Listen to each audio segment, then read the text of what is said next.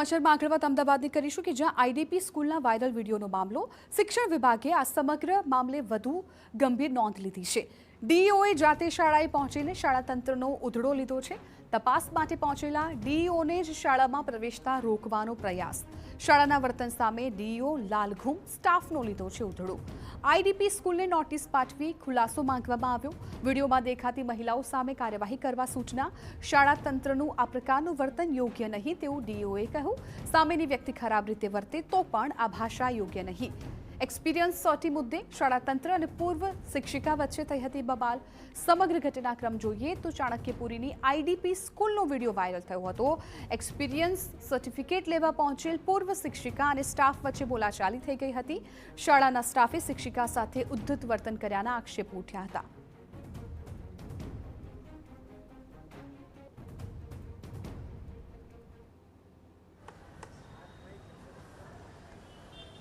लोगों साथ एक तो खराब वर्तन जहाँ डालना डालो और हमारे कैंपस से बाहर निकलो। पुलिस को लाना है ना, पहले हमें सर्टिफिकेट कोई सर्टिफिकेट नहीं मिलेगा। आप एप्लीकेशन पुलिस से लेके आओ। आपने वापस किया, पुलिस को लेके आओ। निकलो, चलिए आओ। तो जा रहे हैं ना तो आओ, तमीज से बात करो, पहले आओ। समझ में कोई नहीं तमीज नहीं मिलेगी। चल સમગ્ર મામલે જ્યારે ડીઈઓ તેમની ટીમ સાથે શાળામાં તપાસ માટે પહોંચ્યા તો તેમની જ કારને રોકવાનો પ્રયાસ કરાયો, જે બાદ તે લાલઘુમ થઈ ગયા અને તમામનો ઉધડો લઈ લીધો।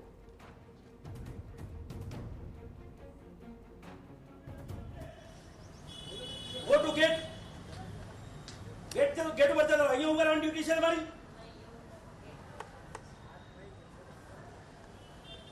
લોકો સાથે એક તો ખરાબ વર્તન કરવું છે। ક્યાં ક્યાં બે જણાએ આખા ગામમાં વિડિયો ખરાબ કર્યો છે। This is the reality. મીડિયાના વ્યક્તિઓ સાથે તમારું વર્તન યોગ્ય નથી। એમને પેસવા ન દઈએ। આઈ ડોન્ટ કેર એવું કહેવાનું। વાત કરો, જે રિયાલિટી છે કહો। એ કરના સહી।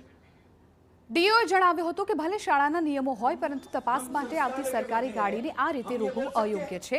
આ તરફ શાળા તંત્રનો દાવો છે કે જે શિક્ષિકા સાથે માથાકૂટ થઈ તે શાળામાં એક્ટિવિટી કરાવતા હતા।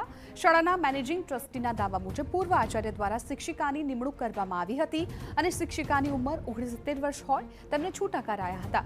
શિક્ષિકા શાળામાં એક્ટિવિટી કરાવતા હતા અને તેમને તે મુજબ એક્સપિરિયન્સ સર્ટી અપાયું હતું।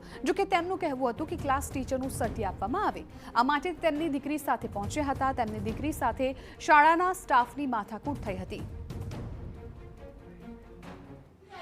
એમની અપોઇન્ટમેન્ટ એક્ટિવિટી ટીચર તરીકે થયેલી હતી અને એ એક શિક્ષક તરીકેનું કે હું ક્લાસ ટીચર હતી એવી રીતનું મને સર્ટિફિકેટ આપો, બરાબર। હવે એ જે વ્યક્તિ 69 યર્સ ઓલ્ડ હતા ને હું તો એમને ઓળખતો જ નથી। એ અમારા જૂના પ્રિન્સિપાલે એપોઇન્ટમેન્ટ કરેલી। આ સ્કૂલના વહીવટમાં હું છેલ્લા 6 ઓક્ટોબરથી જ આવેલો છું। એટલે એમની શારીરિક કેપેસિટી ના હોવાથી અમે એમને છૂટા કર્યા છે।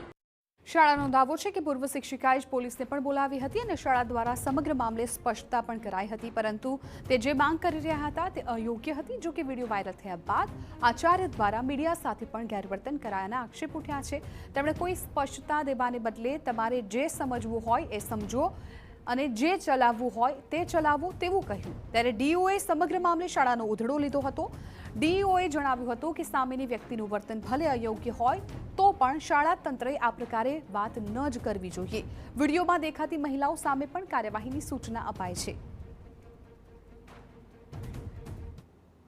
અનુભવના સર્ટિફિકેટમાં ટીચિંગનો નહીં પણ એક્ટિવિટીનો અનુભવ, કારણ કે અહીંયા એક્ટિવિટી કરાવતા હતા એટલે એ પ્રકારનું સર્ટી આપ્યું અને એમાં આ વિવાદ થયેલો એવું પ્રાથમિક દ્રષ્ટિએ ખ્યાલ આવ્યો છે। પરંતુ કોઈપણ પ્રકારે અમાનવીય વર્તન એ વિડીયોમાં ચોક્કસ દેખાય છે। એવું ન જ કરવું જોઈએ।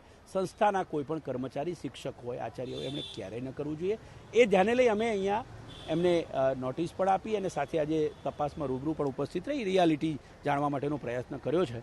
આગામી સમયમાં મેનેજમેન્ટને કઈ આગળની કાર્યવાહી